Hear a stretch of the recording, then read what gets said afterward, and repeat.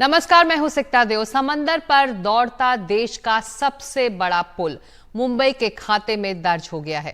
प्रधानमंत्री नरेंद्र मोदी ने मुंबई नवी मुंबई को जोड़ने वाले समुद्री पुल अटल सेतु का लोकार्पण किया है।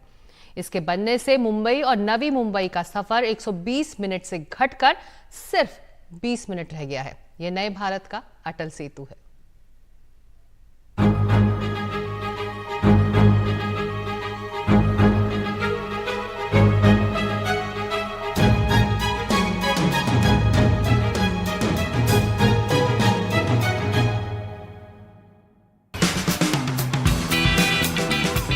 मुंबई से नवी मुंबई जाने का समय 2 घंटे, लेकिन वो सफर 20 मिनट में पूरा हो जाए तो?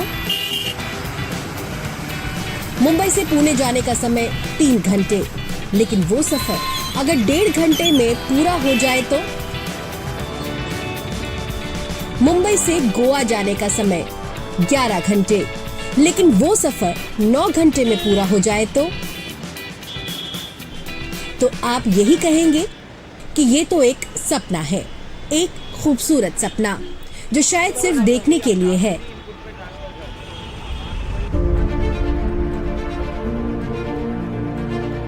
लेकिन ये सब कुछ साकार हो गया है समंदर पर बने देश के इस सबसे बड़े पुल अटल सेतु के कारण। शुक्रवार को इस पुल का उद्घाटन प्रधानमंत्री नरेंद्र मोदी ने किया। ये हमारे उस संकल्प का भी प्रमाण है कि भारत के विकास के लिए हम समंदर से भी टकरा सकते हैं, लहरों को भी चीर सकते हैं। आज का ये कार्यक्रम संकल्प से सिद्धि का भी प्रमाण है।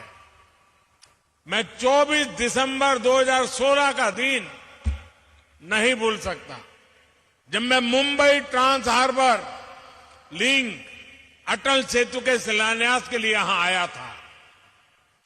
तब मैंने छत्रपति शिवाजी महाराज को नमन करते हुए कहा था कि लिख कर रखिए, देश बदलेगा भी और देश बढ़ेगा भी। सपना बड़ा हो, इरादा मजबूत हो और हौसला जो चाहा उसको हर हाल में पूरा कर लेने का हो तो फिर समंदर के सीने पर भी विकास का नया पुल बन जाता है। मुंबई से नवी मुंबई को जोड़ने वाले इस अटल सेतु का इंतजार अरसे से था, लेकिन अब जाकर पूरा हुआ। शिवडी चिरले को जोड़ने वाले इस ब्रिज से होकर प्रधानमंत्री नरेंद्र मोदी खुद भी मुंबई से नवी मुंबई पहुँचे। वहाँ उनका स्वागत परंपरागत तरीके से हुआ। कोरोना के महासंकट के बावजूद मुंबई ट्रांस हार्बर लिंक का काम बहुत पूरा होना बहुत बड़ी उपलब्धि है। हमारे लिए शिलान्यास, भूमि पूजन, उद्घाटन और लोकार्पण सिर्फ एक दिन का कार्यक्रम पर नहीं होता, नहीं ये मीडिया में आने के लिए और जनता को रिझाने के लिए होता है। हमारे लिए हर प्रोजेक्ट भारत के नवनिर्माण का माध्यम है। जैसे एक एक ईंट से बुलंद इमारत बनती है, वैसे ही ऐसे हर प्रोजेक्ट से भव्य भारत की इमारत बन रही है। समंदर के ऊपर से मुंबई कैसे उड़ेगी उसकी झलक ये पुल दे रहा है। समंदर पर बने इस अटल सेतु की कुल लंबाई करीब 22 किलोमीटर है। इसमें 16.5 किलोमीटर हिस्सा समंदर के पानी के ऊपर है, जबकि 5.5 किलोमीटर लंबा हिस्सा जमीन के ऊपर है। इस पुल पर 100 मीटर प्रति घंटे की रफ्तार से गाड़ियां दौड़ सकेंगी। इस ब्रिज पर एक तरफ का टोल 250 रुपए रखा गया है, तो दोनों तरफ के लिए कुल टोल 375 रुपए होगा। इस टोल के जरिए प्रतिदिन 1,75,00,000 रुपए की कमाई होगी। 1960 के दशक में ही ऐसे समुद्री ब्रिज का ख्वाब देखा जाने लगा था, लेकिन इसके पूरे होने का समय अब आया है। कोई इस बात से खुश है कि अब मुंबई और रायगढ़ की दूरी और सिमट गई है।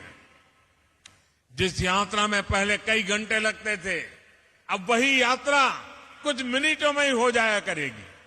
इससे नवी मुंबई के साथ साथ पुणे और गोवा भी मुंबई के और पास आ जाएंगे।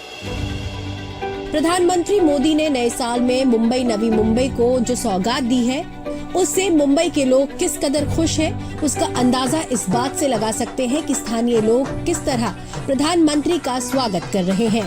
प्रधानमंत्री नरेंद्र मोदी का विजन है परिवहन, बुनियादी ढांचा और कनेक्टिविटी को मजबूत कर लोगों के जीवन को आसान बनाना। मुंबई को नई मुंबई से जोड़ने वाला देश का समुद्र पर बना सबसे लंबा पुल अटल सेतु प्रधानमंत्री नरेंद्र मोदी की दी गई एक ऐसी ही सौगात है जो न सिर्फ लोगों के यात्रा को आसान बनाएगा बल्कि देश के आर्थिक विकास को भी गति देगा। शिंदे साहब और मोदी साहब के वजह से हमारे सब महिलाओं में एक ऊर्जा और एक ताकत भरी हुई है, क्योंकि उन्होंने सिर्फ महिलाओं पे ही ध्यान दिया हुआ है, महिलाओं के सक्षमीकरण के लिए काम कर रहे हैं। हमारे पीएम जी ने इतना बड़ा अच्छा काम किया है और उनके स्वागत के लिए सभी जगह जगह से हर प्रांत के हर जमात के लोग यहाँ पे उपस्थित है। साथ ही हमारे दुर्गांबिका चंदा पदक जो है उनके माध्यम से साउथ इंडियन प्रकार का एक जो ढोल है उस तरीके से उनका स्वागत किया जा रहा है। ऐसे अनेक प्रकार के ढोल वाद्य यहाँ पर मोदी जी के स्वागत में उपस्थित है। मुंबई का जो भी कल्चर है वो यहाँ अपन सब मोदी साहब के स्वागत में हम लोग खड़े हैं। नरेंद्र मोदी जी का आगमन हो चुका है। आखिर लोगों की ये खुशी क्यों है, उसको आप इस नक्शे से समझिए। पहले शिवडी से चिरले तक जाने में 2 घंटे का समय इसलिए लगता था कि इसके लिए पुराने पुल से होकर गुजरना होता था, लेकिन नए समुद्री पुल ने 2 घंटे की दूरी को 20 मिनट में बदल दिया। प्रधानमंत्री नरेंद्र मोदी ने विकास के लिए संकल्प लिया था, उसके सिद्धि में बदलने की ये सबसे खूबसूरत तस्वीर है। इस ब्रिज को बनाने में जापान ने जो सहयोग किया है उसके लिए मैं जापान सरकार की विशेष रूप से आभारी हूं। मैं आज अपने प्रिय मित्र स्वर्गीय शिंजो आबे को जरूर याद करूंगा। इस ब्रिज के निर्माण को जल्द से जल्द पूरा करने का संकल्प हम दोनों ने मिलकर लिया था। इस पुल को मुंबई हार्बर ट्रांस लिंक के नाम से भी जाना जाता है। इसके कौन कौन से मकसद सधेंगे, इसको भी जान लीजिए। दरअसल इस पुल के खुल जाने से मुंबई से Navi Mumbai airport, Mumbai Pune express, Mumbai Goa highway तक जाना आसान हो जाएगा। इस रास्ते में ट्रैफिक में फंसने का डर अब नहीं रहेगा। ट्रैफिक जैम से मुक्ति के कारण ईंधन और समय दोनों की बचत होगी। यही पुल महाराष्ट्र के 2 सबसे बड़े शहरों को जोड़ने वाले मुंबई पुणे एक्सप्रेसवे से भी जुड़ेगा, जो 6 लेन का बन रहा है।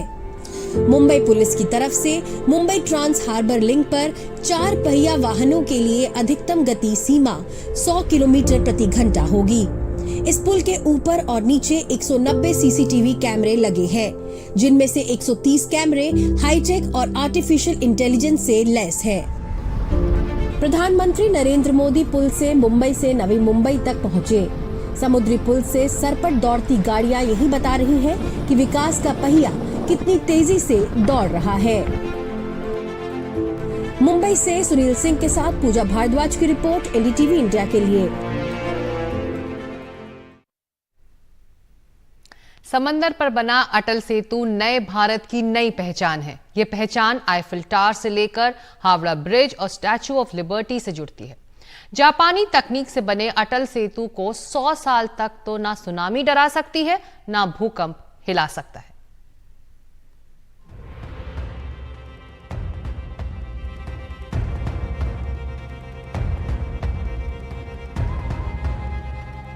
समंदर के ऊपर बने इस 22 किलोमीटर लंबे अटल सेतु में इतना सरिया लगा है जितना 1-2 नहीं बल्कि 14 एफिल टावर बनाने में लग सकता था।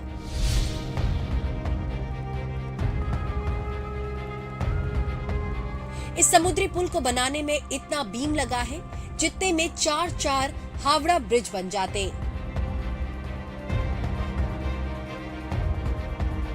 देश के सबसे लंबे समुद्री पुल को बनाने में इतने स्टील के तार लगे हैं कि उससे 2 बार इस धरती को लपेटा जा सकता है।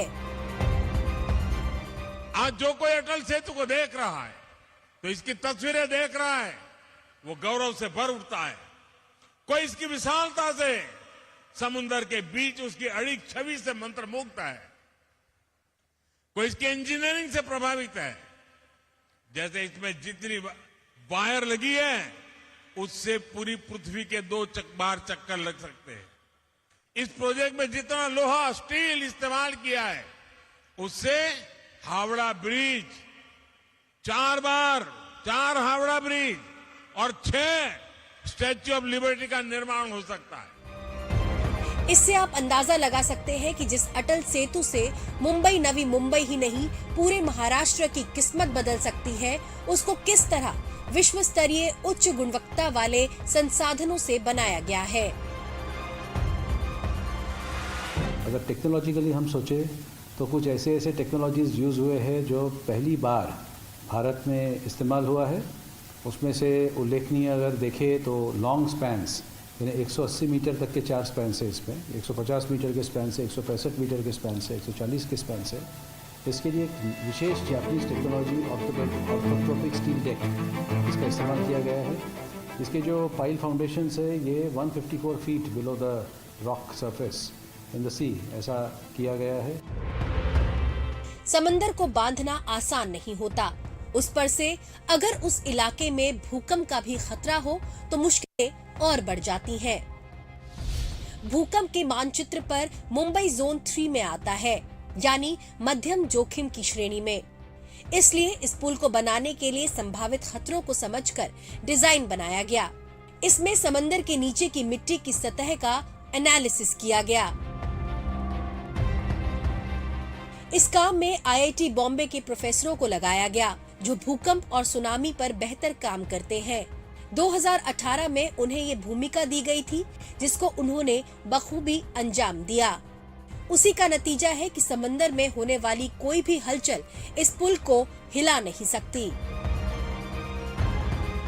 मुंबई के जोन के हिसाब से हम जो देखते हैं तीव्रता, अर्थक्वेक तीव्रता हम बोलते हैं, उस इंटेंसिटी के हिसाब से 6.5 के लिए ये डिज़ाइन आराम से किया जाता है। उसके ऊपर हम लोग फैक्टर ऑफ सेफ्टी डालते हैं, इसके लिए और भी ये तीव्रता सहन सकते हैं। अटल सेतु देश का सबसे बड़ा पुल होने के साथ साथ कई विशेषताएं समेटे हुए हैं। तुलनात्मक तरीके से अगर आपको समझाएं तो आईफिल टावर से 17 गुना अधिक इसमें स्टील लगा हुआ है। अमेरिका के स्टैच्यू ऑफ लिबर्टी से 6 गुना ज्यादा इसमें कंक्रीट है। इस तरह से इसे बनाया गया है कि कुदरती कहर से ये सुरक्षित होगा। भूकंप, ऊंची लहरें, तूफान का इस पर कोई असर नहीं होगा। इसमें ऐसे विशेष मटेरियल लगाए गए हैं जो कि परमाणु रिएक्टर्स के निर्माण में लगाए जाते हैं। 17,840 करोड़ रुपए की लागत से बना ये अटल सेतु तकनीकी उन्नति की एक जबरदस्त मिसाल है। तभी तो ये दुनिया के सबसे मजबूत पुलों में गिना जा रहा है। मुंबई से सुनील सिंह के साथ पूजा भारद्वाज की रिपोर्ट, NDTV इंडिया के लिए।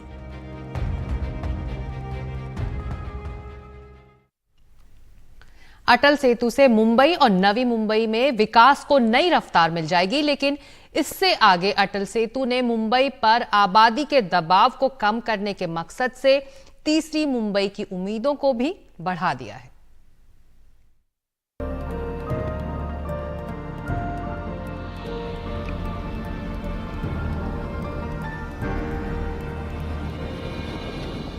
इस पुल से गुजरकर सिर्फ हजारों हजार गाड़ियां ही मुंबई से नवी मुंबई नहीं जाएंगी, बल्कि कुछ बड़े सपने भी आगे बढ़ेंगे। उसमें सबसे बड़ा सपना है कि जिस तरह मुंबई में पांव रखने के लिए भी अब जगह नहीं बच रही, उसमें एक नई मुंबई की जरूरत है। मुंबई और नवी मुंबई के बाद एक और मुंबई की, तीसरी मुंबई की। ब्रिज जो है मल्टीमोडल कॉरिडोर को कनेक्ट करने के लिए प्रस्तावित है। पूना हाईवे के एक्सप्रेसवे में कनेक्ट करने के लिए MMRDA ने अभी डिसाइड किया है, उसका काम चालू होगा कुछ ही दिनों में। 2 साल लगेंगे उसको कंप्लीट करने में, कुछ ही दिनों में चालू होगा।